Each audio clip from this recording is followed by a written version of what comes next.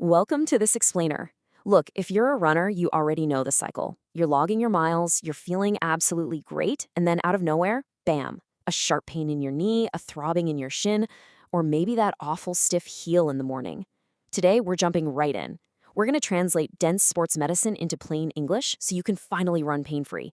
We'll be breaking down the 10 most common running injuries, exactly why they happen, and most importantly, how to fix them for good. Okay, let's talk about this massive number right off the bat. Up to 80% of runners eventually break down and get hurt. I mean, 80%. Why? Well, because for decades, we've relied on this totally outdated advice of just resting and icing whenever something aches. But modern science, it actually tells us that complete rest makes our tendons and muscles weaker. Most of us get hurt because we're just ignoring the actual broken link in our body's chain, leaving our tissues totally unable to handle all that repetitive pounding. To fix this, we really have to understand something called the kinetic chain. Just imagine your joints are stacked exactly like building blocks. If the block at the top is wobbly, well, the block underneath it takes all the stress and eventually gets crushed. So the absolute crucial point here is that your knee or foot pain, it's usually just a symptom. The real root cause of the problem is almost always a weak block somewhere else, usually further up the chain, like a really weak hip. So let's start our body tour at the very top of that chain. Section 1, the engine, your hips and glutes. Now, what's genuinely fascinating here is how our modern lifestyle literally sabotages our running. Sitting at a desk all day actually turns off your main glute muscles and tightens up the front of your hips. So when you go for a run with these turned off glutes, everything else goes into panic mode. Your hamstrings are forced to do the heavy lifting, your groin has to stabilize your wobbly pelvis, and tiny muscles deep in your butt, like the piriformis, they just go into overdrive. It's crazy, but this one root cause creates 4 completely different injuries. So how do we actually fix them? If you've got that deep, literal pain in the butt from high hamstring tendinopathy, you can't just stretch it away. Instead, we use a progression of glute bridge exercises. You start with a basic double leg bridge, progress to balancing on a single leg, pushing through your midfoot, and then eventually you add in dynamic hamstring sliders. By keeping your hips low, you put heavy weight directly on the muscle. And this is the magic part. This mechanical load actually tells your cells to build thicker, stronger tissue to handle the stress. Now, if you have sharp pain in the front of your thigh from a hip flexor strain, we've got to rebuild that tissue strength while your body is balancing. You can start off with simple heel slides on your back, but the real magic happens when you progress to a standing, banded knee drive, and eventually do it while balancing on a foam pad. By pulling a resistance band upward with your knee while you're standing on one leg, you are retraining your hip flexors to work perfectly in sync with your glutes. What if your groin hurts? An adductor strain usually means your pelvis is dropping sideways the second your foot hits the ground. Enter the Copenhagen plank progression. You start with a short plank resting on your knees, move to a standard side plank propped on your foot, and eventually add dynamic movement. This builds incredible, bulletproof strength in your inner thigh. It literally stops your pelvis from dropping sideways when you run, which eliminates those dangerous pulling forces on your groin altogether.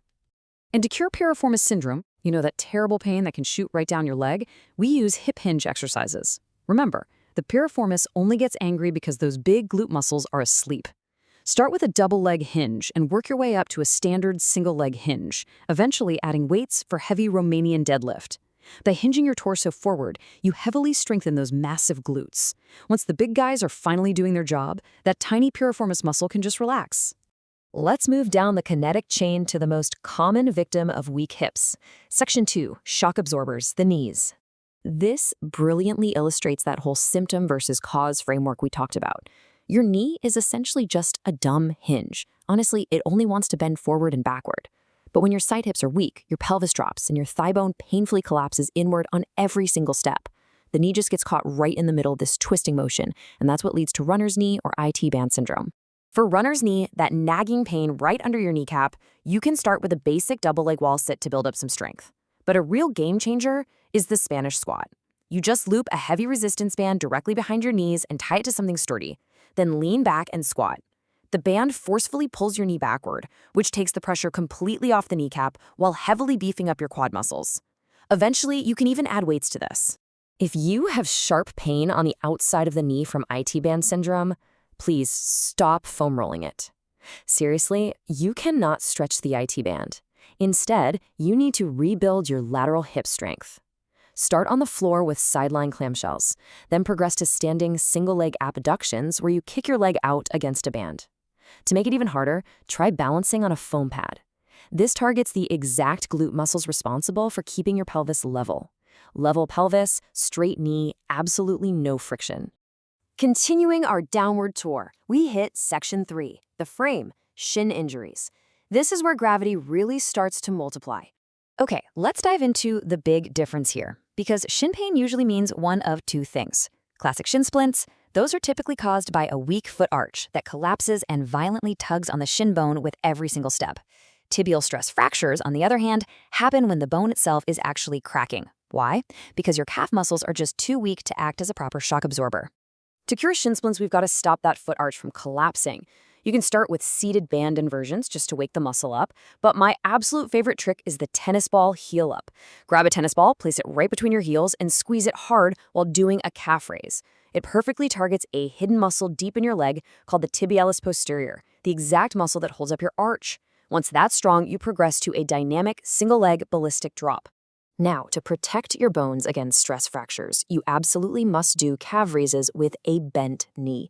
Start seated with weights on your knees, move to a standing bent knee raise against a wall, or eventually do single leg raises on a step. Bending the knee is a neat hack. It turns off the upper calf and isolates the deep lower calf muscle called the soleus. This hidden soleus is an absolute powerhouse. It absorbs up to 8 times your body weight when you run. And we finally arrive at the absolute bottom of the kinetic chain, where the rubber literally meets the road. Section 4, the springs, ankles, and feet. You know, the timing of your pain actually tells us a lot. If you have a stiff Achilles tendon or that horrific stabbing pain in your heel when you take your very first steps out of bed in the morning, that is a massive red flag. It's a clear sign your tendon or fascia cells are disorganized and degraded. Those cells desperately need mechanical loading to rebuild the tissue properly. Just resting on the couch is only going to make them weaker. For the Achilles, you might start with simple double leg raises on flat ground, but the gold standard here is the Alfredson heel drop. Stand on the edge of a step, raise up, shift your weight over to the bad leg, and slowly lower your heel down past the edge over about 4 seconds. You can eventually wear a heavy backpack to make it even harder. This slow, heavy lowering movement scientifically aligns the new collagen fibers, making the tissue incredibly stiff and bouncy again. To remodel the bottom of your foot for plantar fasciitis, we use the Rathliff protocol.